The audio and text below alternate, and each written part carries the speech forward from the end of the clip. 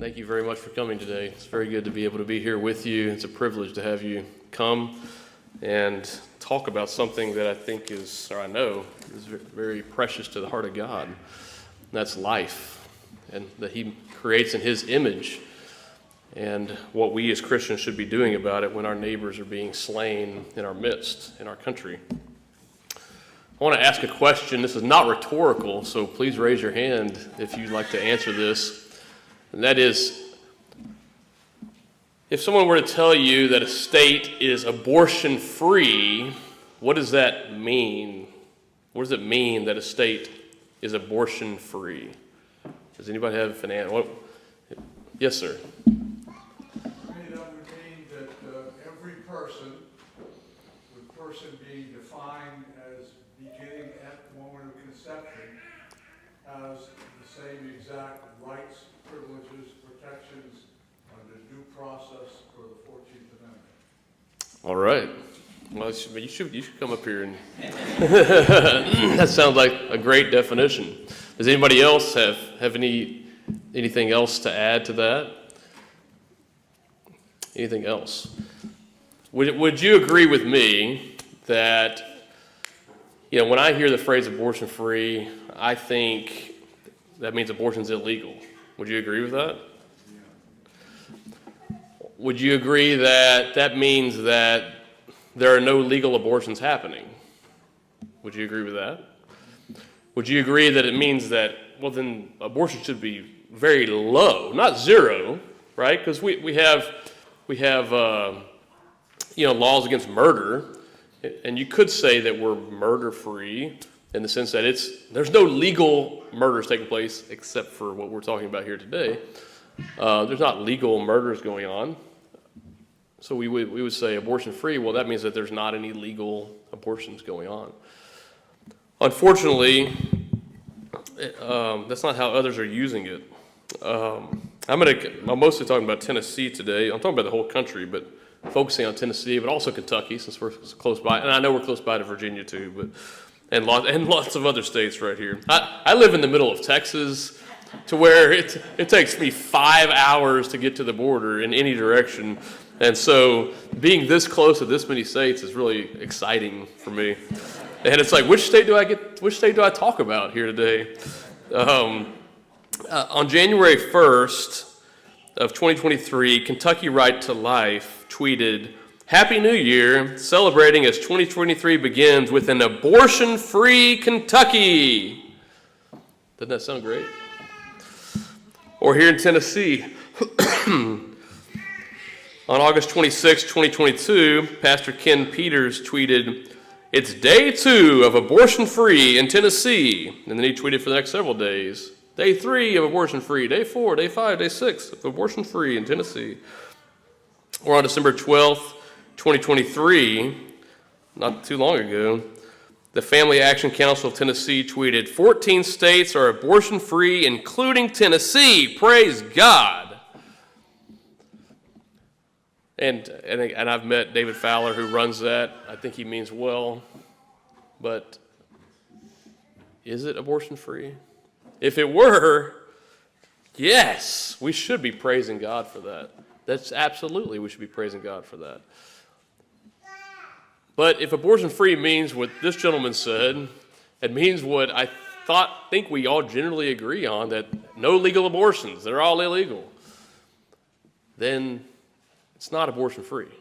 Kentucky's not abortion-free. Tennessee's not abortion-free. Not by a long shot. In fact, maybe you could say, well, abortion-free means that at least there's fewer abortions. We're going to see if that's even true. Let's look at the laws here in Tennessee. Tennessee law, let's look at the abortion laws, and then we'll look at the actual homicide laws, right? The homicide laws that protect all of us right now from being murdered. Let's look at those. First, the abortion laws. Tennessee law says a person who performs or attempts to perform an abortion commits the offense of criminal abortion. So it's illegal, generally speaking, to perform or attempt to perform an abortion in Tennessee. Okay, that sounds, depending on what those terms all mean, that sounds pretty good. But there is one exception, one large exception. There are others, but one very large exception says this section does not subject the pregnant woman upon whom an abortion is performed or attempted to criminal conviction or penalty. So in other words, it's illegal for everybody except for the mother. There's no criminal liability on her whatsoever. And that's not just because the law is silent about it. No, it's because the pro-life laws, and this is a pro-life law written here by pro-life legislators, pro-life organizations, explicitly says moms cannot be prosecuted for murdering their own children as long as they do it before they're born. The homicide laws in Tennessee. Criminal homicide is the unlawful killing of another person. Okay. So far, so good. For the purposes of this part, another person includes a human embryo or fetus at any stage of gestation in utero, when any such term refers to the victim of any act made criminal by this part. That's a pretty good definition. That, hey, person includes babies in their mother's wombs from embryonic stage of development. That's pretty good. Pretty good. So we have personhood in Tennessee, right here in Tennessee. We have personhood that an embryo, a fetus, is a person in Tennessee, under Tennessee homicide law, except then it says, that shall not apply to any act or omission by a pregnant woman with respect to an embryo or fetus with which she is pregnant.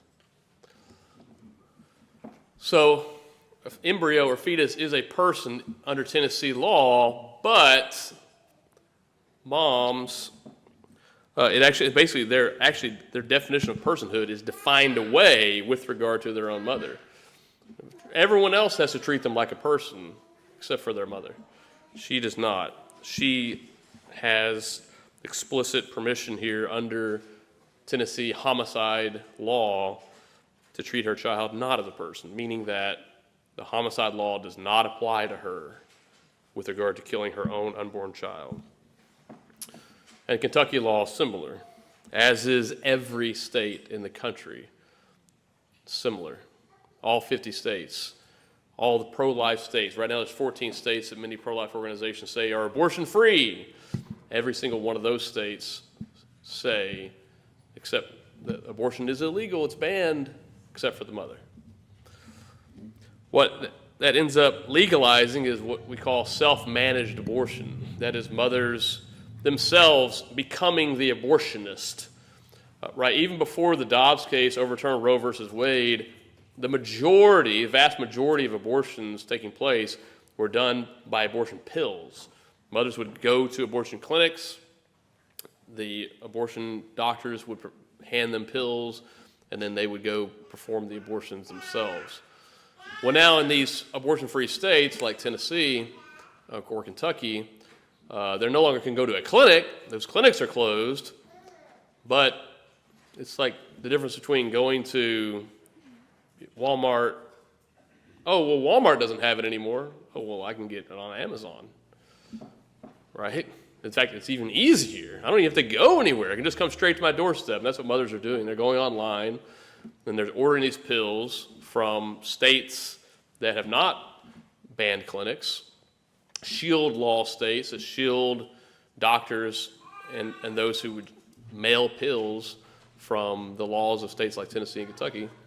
And they are mailing those pills to women in Tennessee. And they're ordering them from those states and from overseas. They're mailing those pills into Tennessee. And that's not illegal. It's not illegal for those mothers to order those pills. It's not illegal for those mothers to possess those pills. It's not illegal for those mothers to take those pills to murder their children in Tennessee or in Kentucky because of these exceptions that you just heard written into the law by the pro-life organizations and pro-life legislators. So it's not abortion-free. It's legal. You would think abortion-free means it's illegal. It's not. It's not illegal. We would think, well, maybe abortion-free means that they aren't doing it. They're not happening. The numbers are way down. Well, in Tennessee, these self-managed abortions, mothers ordering the pills, getting them to their home and taking them at home. Based upon data in the 2 months after the Dobbs case, which we believe has gone up since then, in Tennessee, there's a projected 3,811 abortions taking place every year, self-managed abortions on Tennessee soil. This doesn't even include women who go out of state. I'll address in just a moment. In Kentucky, 2,094 self-managed abortions taking place on Kentucky soil every year, every 12 months in Kentucky. Out of state, there's many women going out of state. Abortion numbers have been released on that. From Tennessee, women going out of state, 10,570 abortions from women going out of state to murder their babies and then coming back. Kentucky, 4,450. So in Tennessee, that combines self-managed abortions and those taking their children out of state to be murdered. In Tennessee, 14,381 children murdered by abortion, the most since 2012. In Kentucky, 6,544. That would be the most since 1999. Abortion free? I don't think so. I don't think so. Now these numbers are, they're the best that we have. They're based upon data released by the abortion pill providers themselves, and the numbers may be higher. Some of these were right after Dobbs. We think in many cases the numbers are higher, but they're the best we have. And one thing we do know is that these states are not abortion-free, not even close. In fact, we know this because not just from the numbers in these states, but from the numbers across the country. Live Action just shared a report on total abortion numbers nationwide, reporting that there's 2,800 abortions a day still happening in the United States. That's over 1,022,000 abortions a year. That would be the most abortions we've seen in the United States of America in over a decade. Roe versus Wade has been overturned. And now, states should have been ignoring it because it was unconstitutional from the beginning, but they didn't. But now that excuse is off the table, and for that, I'm glad that excuse is gone. But abortion has not been outlawed in any state in the country, and abortion numbers are not going down. If anything, they're going up. But that's not what many of us would be led to believe by the pro-life organizations that we follow or that we listen to. But it's easier than ever to abort your child in America, even in Tennessee, even in Kentucky, even in Texas, where I'm from. Abolitionists have been trying to introduce legislation to provide 14th Amendment protection, equal protection to every child. We've done this since 2016. First piece of legislation like that was in Oklahoma, and then there's been many others. There's been, prior to this year, 35 abolition bills introduced around the country, just in pro-life states, as well as bills introduced in Colorado and Washington as well. In 2022, one of those bills passed a committee in Louisiana by a vote of 7-2. A House committee in Louisiana voted to approve the bill to send it to the floor of the Louisiana House. And there, when it was being introduced and it was going through the committee, the pro-life legislators were like, yes, this is great. The Supreme Court had just, the opinion had just been leaked that they were going to be overturning Roe versus Wade. And so everybody was expecting, hey, Roe's about to be gone. This is what we've always wanted, right? Personhood for children, protecting them with the same laws protect all the rest of us, right? Because they're people too. So let's just protect them with the same laws to protect everybody else. That's what equal protection is. So the legislators voted for that easily. But in the interim week, the pro-life movement mobilized. When I say the pro-life movement, I don't mean the average pro-life voters. I mean the pro-life lobbyists and their organizations, their leaders mobilized and fought against equal protection in Louisiana and signed a letter. 77 of them signed a letter led by National Right to Life, Susan B. Anthony organization, March for Life Action, and others, to tell those legislators in Louisiana, and this letter was sent to every legislature in the country, all legislatures, and saying that the pro-life movement opposes equal protection. The pro-life movement opposes, as they put it, criminalizing mothers. Now, obviously, no one's criminalizing someone for being a mother. We're not criminalizing women, was the way they put it. Criminalizing women. Now, what we're doing is, what they're saying is that abortion should not be a crime for women. And we're saying, no, abortion should be a crime for everyone. Everyone. We're not singling out women. Abortion should be illegal for everyone. And they're saying, no, not for women. So they opposed that bill, and after they sent that letter, several hours later, the Louisiana House of Representatives defeated the bill for equal protection. And the same legislators that had just voted for it a few days before, after the pro-life lobbying organizations got a hold of them, they now voted against it several days later. What does that have to do with Kentucky and Tennessee? Well, because this is still happening. This is still being felt even here. In fact, we had an abolition bill in Kentucky, and it was opposed. It was House Bill 300 by State Representative Emily Callaway, and it was opposed by Kentucky Right to Life. And they had signed that same letter that killed the bill in Louisiana. Well, Kentucky Right to Life sent an email to all of their people in Kentucky, to all of their constituents, opposing this bill in Kentucky, saying, no, we do not want equal protection in Kentucky. Abortion should not be a crime for women in Kentucky, which effectively speaking is like saying that abortion is a woman's right, as long as she's unassisted, right? As long as it's not at a clinic. Why do they say that? Why would they be opposed to that? Again, because what they say is that women are victims of abortion. That's their reasoning. Women are victims of abortion. The abolitionist position is to say some women are victims, some women are not victims. How do we sort out who's a victim and who's not? We leave it up to the justice system, which has a presumption of innocence. We presume innocence, and we require the government to prove beyond a reasonable doubt to a jury of their peers that there's guilt. And then we have appellate courts and all that to review that, and many opportunities, due process, like this gentleman mentioned earlier. We have a process of due process to sort out who is and who's not, and we presume innocence. But instead, the pro-life movement says, no, we shouldn't just presume innocence, we should grant absolute legal immunity to all women to murder their children in the womb.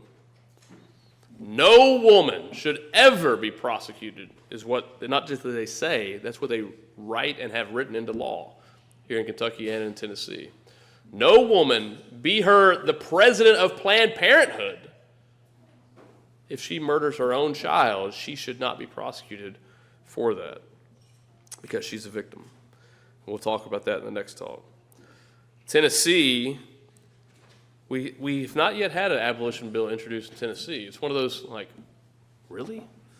How have we not yet had some legislator, some courageous, conservative, Christian, Republican legislator step up and say, I will carry that bill, I will be the William Wilberforce of Tennessee, am willing to do that? None. In a state, again, I'm from Texas, Tennessee is like our best friend. You know, Davy Crockett, Sam Houston, we love Tennessee. But yet, Tennessee is not living up to its name. No one's volunteering to step forward and lead on this issue. I even with several abolitionists here had a conversation with a Tennessee legislator just a few days ago. And it's not like, that's what I'm saying, it's not like we haven't tried. It's not like there aren't Tennesseans here trying, and I'm helping as much as I can. We talked with them, and we said, please, this is what needs to be done. This is what the Constitution says. This is what it means to love our neighbor. This is what it means to be a Christian, in a culture that kills its children, a Christian legislator in a culture that kills its children, is that you at least try to do this, right? You do your best. And his response was, oh, yeah, I'll introduce that. Just as soon as you get me the votes on the committee, as soon as you tell me that that committee is ready to pass it, then I'll introduce that bill. And it's like, unfortunately, it wasn't the first time I'd heard something like that. I'd met with a legislator before, legislator in Texas one time. He said something similar to that. Well, when all the other representatives sign on to it, then I'll sign on to it.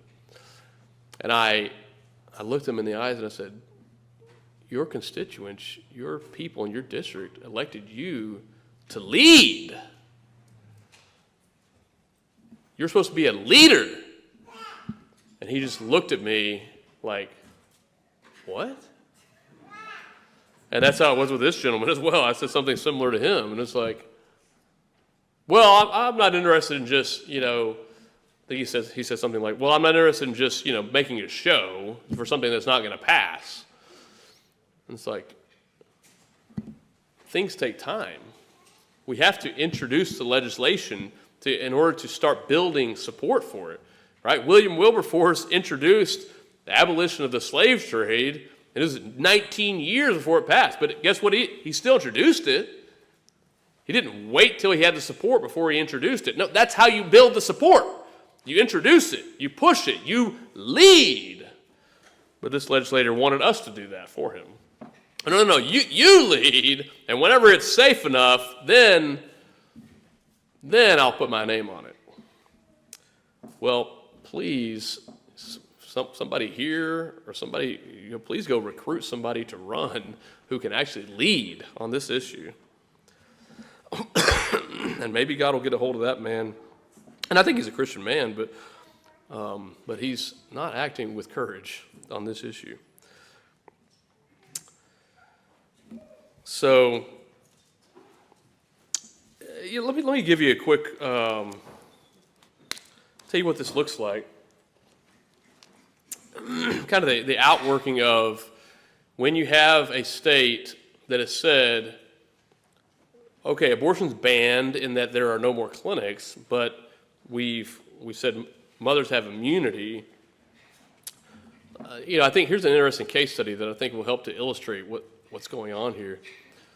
So in Texas, there was a woman, and in Texas we have, there's no, clinics are not performing abortions. It's illegal. It's homicide. It's murder for anybody to abort a child, except for the mother in the state of Texas. We have now, because of that, over 20,000 abortions still happening on Texas soil every year.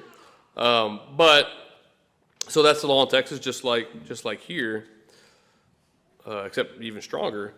But a sheriff out in the west part of Texas arrested a woman. She came to a hospital saying she had a miscarriage, and then she told the hospital staff, actually, I'm self-managing my abortion. I took abortion pills, and I self-managed my abortion, and her baby died. And the sheriff there, the hospital told that to the sheriff, and the sheriff went and arrested her, and was charging her with murder in the state of Texas. And she was put in jail for 2 days. And then, though, they released her, and they said, oh, no, actually, we've made a big mistake. Because while abortion is illegal for everybody else, it's not for her. Abortion is not illegal for the mother, so we had to release you. And then that woman then went and filed a grievance with the state bar, which oversees the attorneys, and got that prosecuting attorney fined for allowing her to be charged with murder for something that is technically murder, but she has legal immunity to do in Texas. And now she's suing for over $1 million, and she's probably going to win because she's right. she should not have been prosecuted for that because it's legal. Because it's legal for her. And so we actually the pro-life laws themselves protect mothers who abort their children. Protect them from those who would try to hold them accountable. It protects them. The law protects people who murder them. If you try to stop them or try to hold them accountable, the law will come down on you instead of the ones that are actually committing the murders. And pro-life organizations, that's their goal. That's what they want, by and large.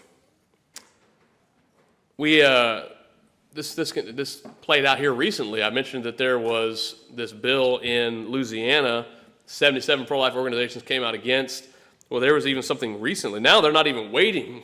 The pro-life lobbying organizations are not even waiting till there's legislation. They're wanting to kill abolition in the cradle, in its embryonic stages.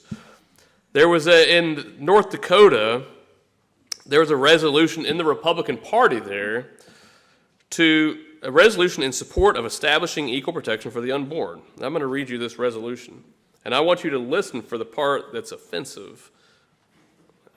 I don't think there is, but see if you spot it. Whereas all human beings are created equal and endowed by their Creator with certain unalienable rights, the foremost of which is the right to life, and whereas the 14th Amendment affirms the right to life with the following guarantee, quote, nor shall any person be deprived of life, liberty, or property without due process of law, nor denied to any person within its jurisdiction the equal protection of the law. And whereas the life of every human being begins at fertilization, and whereas the right to life should be protected regardless of a human being's size, stage of development, environment, degree of dependency, or circumstances surrounding conception, and whereas abortion is an act of violence that purposefully and knowingly terminates the life of a human being inside the womb, and whereas unborn human beings are entitled to the full and equal protection of the laws that prohibit violence against other human beings, and whereas establishing equal protection for the unborn requires that anyone who kills a preborn human being is legally answerable for the crime, whether they be a principal offender, accomplice, or co-conspirator of the act. And whereas because medication abortion is readily accessible to all citizens regardless of state law and now accounts for the vast majority of all abortions, and abortion will remain widespread and legal in North Dakota as long as abortions can be self-administered with impunity. And whereas the state of North Dakota has a fundamental and compelling interest in protecting the life of every human being from the moment of fertilization, and whereas legislators have a God-given duty to administer justice fairly and equally, now, therefore, be it resolved that the North Dakota Republican Party supports efforts to abolish abortion in the state of North Dakota by establishing equal protection under the law for the unborn in accordance with the 14th Amendment, and therefore be it further resolved, the North Dakota Republican Party calls upon all members of Congress to support the end of federal taxpayer funding for abortion. That was a resolution put forward in North Dakota in the Republican Party. Again, this one also passed committee and was going to the floor for a vote. And in their Republican Party, in order to pass a resolution like this, it requires 2/3 vote. So quite a bit. Well, before it could get to the floor, you've heard this before, a letter was published and sent to Republicans in North Dakota opposing this resolution. And the letter was signed by Susan B. Anthony, Pro-Life America, North Dakota Family Alliance, National Right to Life, Students for Life of America, March for Life Action, Concerned Women for America, Catholic Vote, American Association of Pro-Life Obstetricians and Gynecologists, Alliance for Hippocratic Medicine, American Academy of Medical Ethics, Americans United for Life, Eagle Forum, Life Issues Institute, Faith and Freedom Coalition, National Institute of Family and Life Advocates, Heartbeat International, American Academy of Medical Ethics, and lifenews.com. All signed a letter opposing a resolution, not even a bill, just a resolution that they're trying to pass and to basically get on the Republican Party platform in North Dakota. North Dakota! North Dakota! And all these organizations come out against that. So if you support any of those organizations, I suggest you stop until you get a satisfactory explanation or they stop opposing equal protection and repent for doing this. So, and what's really strange is that one of those signers, Kristen Hawkins of Students for Life Action, last year signed a letter saying she supported equal protection. So she's talking out of both sides of her mouth. So what's clear is that Tennessee is not abortion-free. I hope that you see that. That's clear here. Tennessee is not abortion-free, not even close. Kentucky, not abortion-free. The war is not over. There's many people that have gone to sleep. Dobbs overturned Roe. That's what we've been trying to do our whole lives, right? Overturn Roe versus Wade because that was going to solve it. Well, no, Roe just told states you can't abolish abortion. Now Dobbs said something perhaps almost as evil, and that is you can do whatever you want. Like Pilate saying, listen, his blood, I don't want his blood on my hands. You see to it. And the states say, let their blood be upon us and our children. And it is. If we compare this to the abolition of slavery in this country, we're not post-Civil War. We haven't abolished slavery.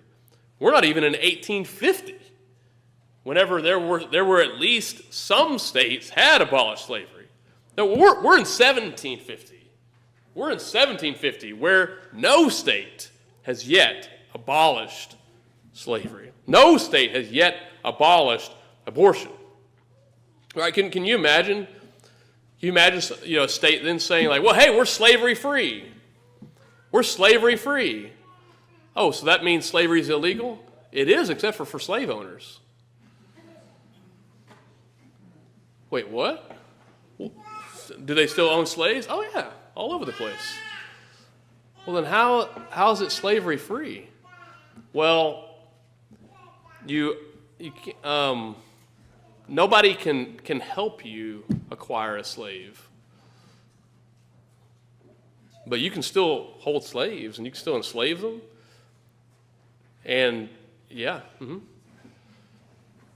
how's that slavery free?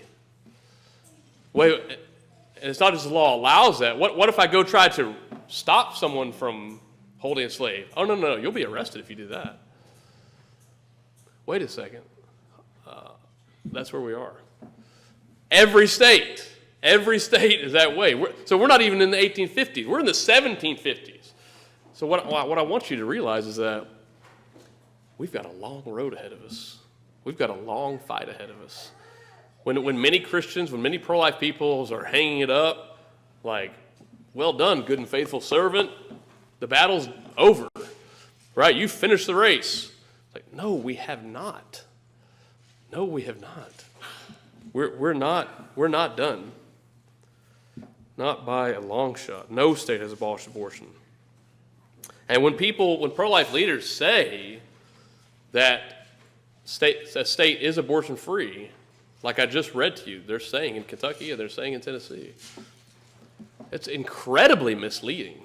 And for those who know what's going on, it's a lie. They're outright lying. The problem is, in their eyes, they have to say that, in many of them. They have to say that. Why? Because they don't believe in equal protection. They don't support equal protection. They don't support mothers, it being a crime for women to murder their children. So they have reached their goal. It's abortion-free in the sense that none of the clinics are doing abortions anymore. That was the goal. Wait, I thought the goal was actually to protect people from being murdered. I thought the goal was to actually abolish abortion. Only when we do that will I say that it's abortion-free. And it's nowhere close to that. And whenever they say it's abortion-free, Your average pro-life person, your average Christian says, oh, well, then I guess our work here is done. I'm going to go focus on some other issue. And it takes people out of the fight. And I'm here to tell you, get back in it. Get back in the fight. It's hotter and more needed than ever to be in this fight.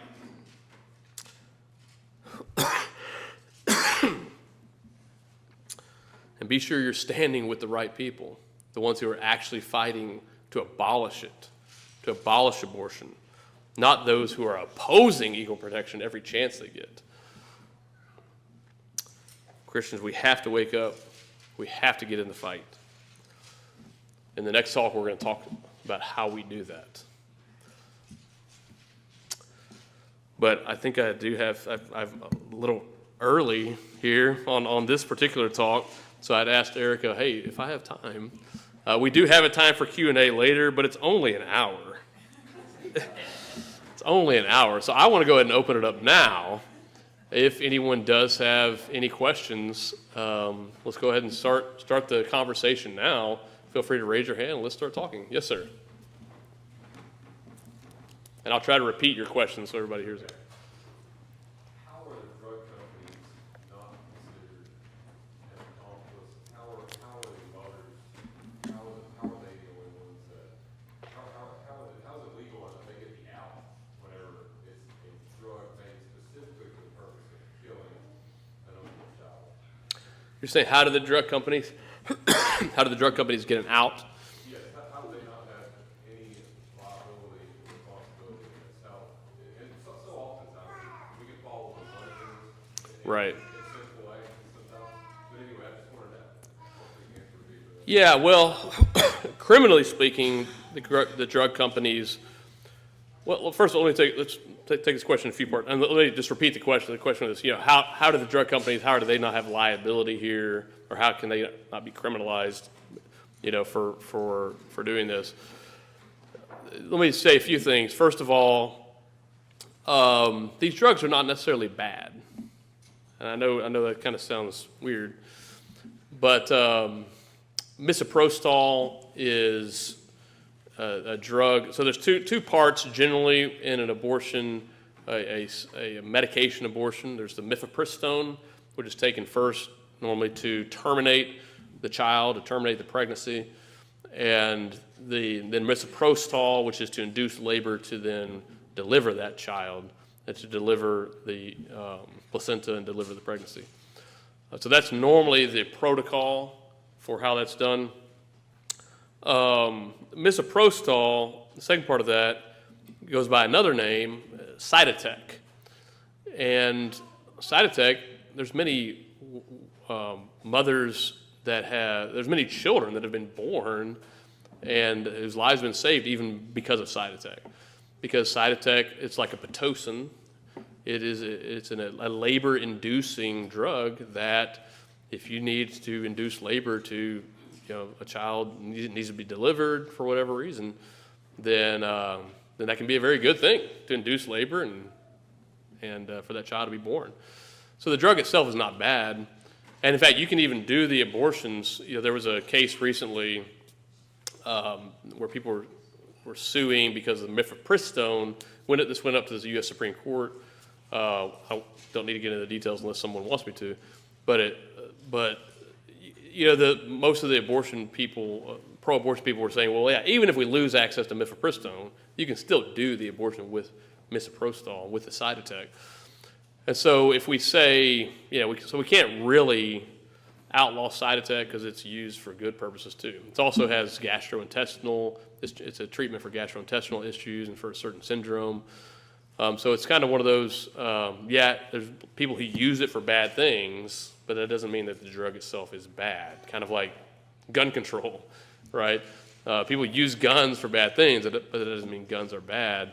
It's not misoprostol that's killing children. It's people taking misoprostol to kill children. It's not guns killing people. It's people using guns to kill people who kill people. They're not specifically made for that purpose. Well, getting back to, I just wanted to give that kind of overview first, and then now I'm getting to your actual question. And so, why are these drug manufacturers not being held accountable? Well, criminally speaking, they don't operate in these states, right? They're in other states. So the drug manufacturers they're not operating in Tennessee. They're not selling the pills in Tennessee. They're not marketing them for abortion purposes in Tennessee. And so that's why they can't be criminally liable, because then you have these other states that are shielding them, so you can't really go after them. Now, that begs the question, well, why aren't we suing them? Why aren't we suing them under the law? And I think the main reason is because it's FDA approved. FDA has approved these things to be marketed even for abortion purposes. And if you try to sue them, you're going to get pulled into federal court, and their argument is going to be, hey, it's FDA approved. How can it be illegal? So I think that's amazing. I'm not saying people shouldn't sue. I think it'd be great. Yeah, make them feel a lot of heat. But sometimes that can come back, where you end up liable, because for all their attorney fees, because you shouldn't have sued them. So it's definitely something that I think people should look into and should consider suing them. But I think most courts are going to rule in their favor because it is FDA approved. Did that answer your question? Yes, ma'am. Do you think part of the problem with some of the legislators, maybe some pro-life organizations, not wanting to get on board with the personhood, criminalizing it for another, has to do with stigma that might be attached to women who've had past abortions, or a misunderstanding that Yeah. women who've already previously aborted could then be prosecuted, and there might be a misunderstanding with how the law would be written, or it would be understood to be moving forward. This is what would happen if a woman committed an abortion. Yeah. So the question, I'm going to try to rephrase your question, or restate your question. So is perhaps some of the pro-life organizations, pro-life leaders opposing equal protection, abolition, because of a concern for women that have had abortions already and then potentially being, criminalized for abortions that have already happened? Is that what you were asking? I think that most of them know better than that. But I think that is a concern that they use. We've seen them used in a lot of states and a lot of cases where they say, like, well, wait, if we pass this, then, like we heard earlier, 1 out of 4 women have had abortions, and are we saying we're going to go lock them all up? Yeah, that's not how the law works. The law, you cannot with criminal law, you cannot retroactively make something a crime that was legal before and then go prosecute people for something they did before it was illegal. And that's explicitly prohibited in our bills. We write that in there. Yeah, this doesn't apply to any conduct before this bill is effective, passes, signed into law, and becomes effective. Any abortions before that, that's between them and God. But from this point forward, it's prohibited. That's explicitly in the bill. It's explicitly in the state's constitution of every single state. Those are called ex post facto laws, laws after the fact, or retroactive laws, that you can't pass retroactive criminal laws. Every single state constitution says that, and the U.S. Constitution says that. So it's anytime there's a pro-life leader who says, like, well, wait a second, there are all these women that have had abortions, you're going to lock them up. Maybe there's some that really have no idea about what the bill says and what the Constitution actually says. They're just that ignorant, in which case, why do they hold that position? And why are they talking without educating themselves? I think most of them do know that it's ludicrous. But the reason they say it is because it does sound very, very scary. Yes, I do not want, millions and millions and millions of women in America being prosecuted for something that our laws told them was okay for them to do, and our laws still tell them is okay for them to do, and that they have immunity for doing. It would be unjust to go after them and to prosecute them at this point. So absolutely, we should not. And that's what our bills say. But yes, people do. You try to use that as a scare tactic, or people who are just ignorant, don't know what they're talking about. But we have many, many, many post-abortive women who are abolitionists who say, I wish it had been a crime. I wish it had been a crime, because then I never would have done it. right? I never would have broken the law. I would have figured out I would have given my baby up for adoption, or I would have been more careful. That's the solution. That's what we want, right? That's the purpose of abolition. Not even after it passes, the goal here is not, we want to lock tons of people up. It's like, no, we want the law to deter people from murdering their children. We want the law to reflect God's law and teach society the value of life. And then we want it, if people don't agree with that, we want the law to restrain the evil in their hearts. That's why people are like, well, you can't legislate morality. It's like, yes, but the law can restrain evil. And we can legislate morality in the sense that everything we legislate is moral. But yes, we cannot make people moral by law, but what we can do is restrain them from doing something criminal, in this case murder. And then finally, we can provide justice, which I'll talk about more in the next talk. I know it's a long answer, but did that answer your question? Yes, sir. At the time when they were writing the 14th Amendment, they didn't have the knowledge that we have today about the embryo. Did anyone bring it up? And there's equal protection. So it's very interesting. So the question is, I'm going to rephrase it, I think is what you mean, right? When the authors of the 14th Amendment or those who supported the 14th Amendment and ratified the 14th Amendment, did they have an embryo in mind when they were writing the word person, right? Was that was that in their mind at all? And I would say yes. I'm not saying that they were explicitly trying to ward off abortion here, but I think it certainly was in their mind, and it's one reason why they chose not to just say no state shall deny to any black person the equal protection of the laws. Yes, that was the primary evil that they were trying to deal with in that moment, but they were really trying to deal with all states denying equal protection to any person. And in fact, it's interesting, the 14th Amendment actually says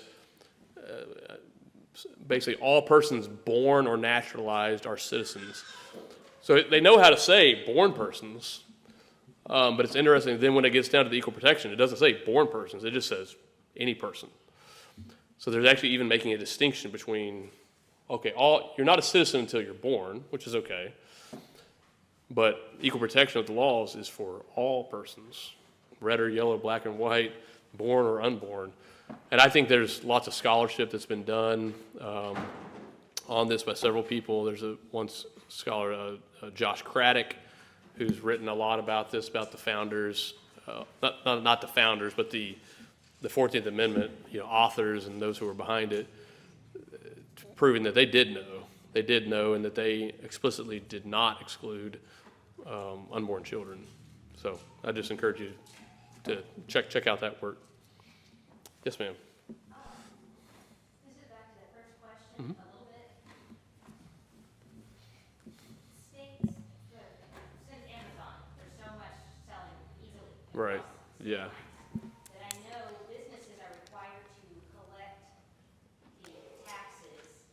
So for instance, if I order something and have it shipped to Tennessee, I'm paying a different tax rate if I send it Right. to my family in Texas. The tax rates are different. So it's the same business, but they're required to collect the state taxes for that state. Right. Could it not be made illegal to sell these drugs to individuals sent to their house without a prescription from a doctor? Because it sounds like it's so easy for anybody to just get it to their house with nothing in between. So for instance, you mentioned the gun. The gun may not be the problem, it's people using the gun. Right. But we still make it illegal to sell guns to felons. So can't we go after the drug producers, manufacturers, sellers to some degree in that way? Just because, not even if that's the best way to go about it. Right. But I would think there would be a lot more political appetite to get legislators to pass a law like that. Yeah. Well, a couple things on that. So the question is, I'm going to try to summarize it. We have varying tax, state sales tax for Amazon. They ship to different places. They're already regulated by lots of different laws across the country, and so why can't we just pass laws that say, hey, you can't sell abortion pills, or you can't sell abortion pills to certain people? And yeah, that's not what we ultimately enough, but wouldn't that be something that we could do now along the way? I'm going to talk about that a little bit more in the next talk, but one thing on that is, first of all, if the goal of that is to save lives, it's probably not going to save lives, because again, you could do that for one pill, and then there'll be another, and then there'll be another, or they can go get these herbs, or they can do vacuum aspiration abortions, or coat hanger abortion. There's as the Bible says that the hearts of the sons of men are swift to shed blood, right? Where there's a will, there's a way. And so that's why even in our state laws, we actually don't have laws that prohibit murdering by poison, and murdering by stabbing, and murdering by shooting, and murdering by suffocating. That's not in the law. We just have it's illegal to murder, whatever the means are. Because people will always, if you try to just regulate means, then it's a never-ending. And the problem is, then if you pass a bill like that, again, I'll talk more about this in the next talk, you're going to have a lot of people like, yay, we did it, but it's not actually going to do it. It's not actually going to save abortions or stop abortions. And it's ultimately not. I'm not saying that I'm opposed to doing something like that at some point, but kind of the bringing up the gun control argument, which I'm against gun control, but that said, at least murder is already illegal, right? Murdering people is already illegal. So that's kind of okay, maybe we can talk about how to go after drug manufacturers or abortion drug sellers. Maybe we can talk about that at some point. But first, how about we make it illegal to murder people who are in the womb? Let's start there, and then try to deal with, and that's really going to deal with almost all of it. And the fact that there's not an appetite for that is the real issue. And so that's what we really need to deal with, and that's what my next talks we're going to talk about a lot. Yes, sir. When you compare taking the pill to a gun owner or the abuse of a gun, the pill would need to be prohibited for pregnant men. Right. Right. You can't buy it if you're pregnant. Right. Have to be dead. Right. Yes, sir. Thank you for the way you went back to the 14th Amendment and explained some of those things. Just to reiterate that, the second part of Section 1 says, nor shall any state deprive any person of life, liberty, or property. Kind of goes back to the second paragraph of the Declaration. Right. Without due process of law, nor deny any person within its jurisdiction the equal protection of the laws. Section 5 says the Congress shall have power to enforce by appropriate legislation the provisions of this article. Right. Why has there been such a drop-off or a lack of interest in pushing the Congress to pass a sanctity of life or life and conception law taking care of all 50 states? Why is there no interest in that?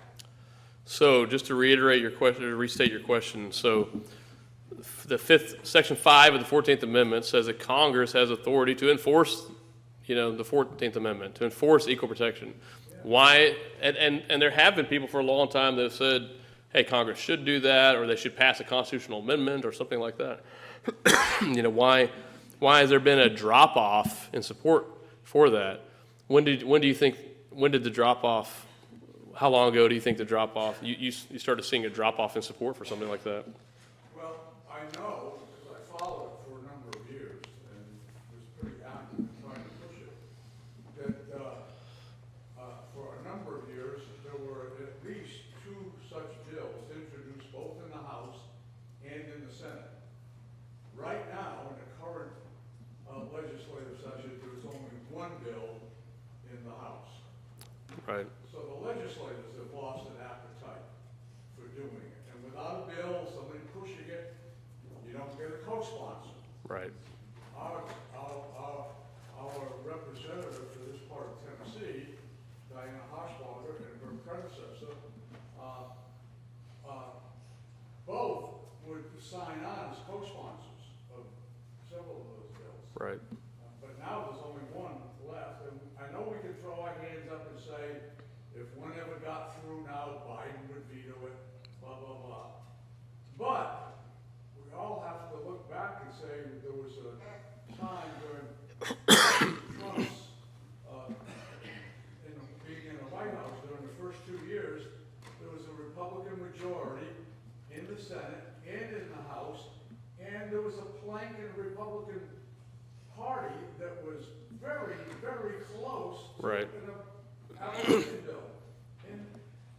But Right. yet, crickets from the church, from the Republicans, we couldn't get anybody interested in it. What happened to that plank? What happened to that plank? Oh, it's now been modified By whom? by the Republicans, by Donald Trump. Right. I know So, that. again, I'm leading here, but I think that within the Republican Party, right, why have we seen the fervor for a national abortion ban? Why have we seen the fervor for that wane significantly lately? And it's because of President Trump. Because as the leader of our party, he has put the kibosh on that. And he says, I do not want that. In fact, just this week, we heard multiple of his surrogates say that President Trump opposes a federal ban on abortion. And so that's something that's a big problem. And so we have, most Republicans fall in line. Or even if they disagree, it's politically very, very costly to oppose that. And so that's a big problem. Big problem. Yes, sir. Under the landscape that Dobbs has created, what can the federal government do now? Say if a state was to abolish abortion, can they oppose that state? Or say like Ohio, they've now written it into their constitution. So constitutional amendments are before us, and say if a state is to abolish abortion, what can the federal government do under the Yeah, so 2 questions. So I'll divide it into 2. So if a state tries to abolish abortion, can the federal government stop them? And if a state constitution now, like Ohio, says you can't abolish abortion, can the state go ahead and abolish abortion anyway? Kind of on the first point, Dobbs left it not just even up to the states, but left it up to the people's representatives, meaning that if Congress wanted to basically codify Roe versus Wade, if Congress wanted to pass a law that says no state may abolish abortion, you may not prohibit abortion, then under the Dobbs case and under the Dobbs ruling, Congress could do that. They left that question at the very least open, if not decided that Congress can prohibit states from abolishing abortion. Getting to the second question of states like Ohio, or there's a number of other states right now with ballot initiatives, Florida, Arizona, Arkansas, Montana, I think others, if those states by ballot initiative ultimately change their own state's constitutions to say that abortion is a right, a constitutional right in our state, what should the abolitionists do, or what should people who want to abolish abortion do there? That is the same thing that we're already doing, and that is pass a bill to abolish abortion and provide equal protection. Why? Because what they're putting into these constitutions is legally null and void because it violates the 14th Amendment. That's like if a state right now were to say, like, hey, we're bringing slavery back. It's like, well, no, and we're going to put it in our state constitution. Like, you can triple stamp, all you want, put it wherever you want, but it violates the U.S. Constitution, and that's the higher law. And so, that's a supreme law of the land, as the Constitution says. And so, the Equal Protection Clause of the 14th Amendment also trumps all of these, Ohio and all these other states that may pass these initiatives that say you can't abolish abortion there. I think legislators should just just ignore them, because they're legally worthless. That's what we should do. Yes, sir. Yeah, so with recent events regarding the upcoming election and voting, I'm curious how do you think Christians should navigate voting for the upcoming election? So I can ask two questions. One would be, are you persuaded by the lesser of two arguments to vote for Donald Trump? And secondly, what do you think the implications would be for voting for Donald Trump versus not voting? Yeah, so the question's about voting for Donald Trump, and I'm going to save that question actually for the Q&A, so that way I can share it. Also, it's just to hold on, like keep something on the table for us to be thinking about and discuss later. But I've definitely anticipated that question. I look forward to talking about it later during the Q&A. Thank you all very much for your questions, and I'll be coming back talking more here a little bit later, but I'll turn it back over to you. Thank you.